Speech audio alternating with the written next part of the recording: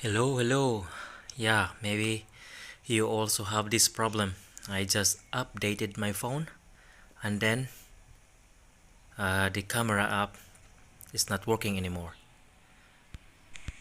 No matter I tried to click it and it's not working. But I found a way. You just have to long press it and press record video, and then it will show, or it will open the camera app. And here you can see, but if you go to photos, then the camera app will close. Here, let's check again, and here photos, and then it's closed. So I wanted to check the recovery,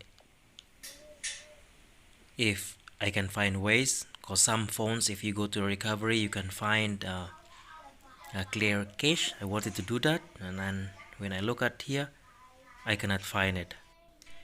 I think wiping the data of my phone or restoring it to factory settings, I think it might help, but I don't want to do that.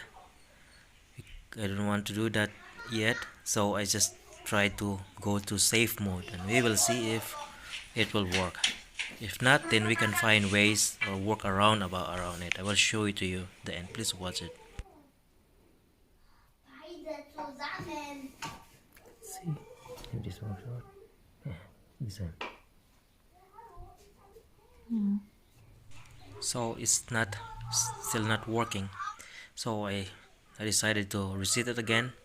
Then I went to Google Play Store and I found this camera for Android. It's free, and I installed it, and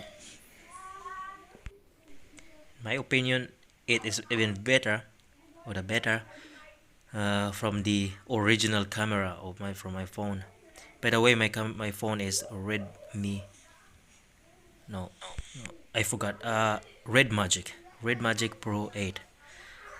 And yeah, as you see here, it works fine and it works great. And I like it even better than the other, or the original or the stock camera app. And let's see the selfie. Yeah, the selfie also works fine.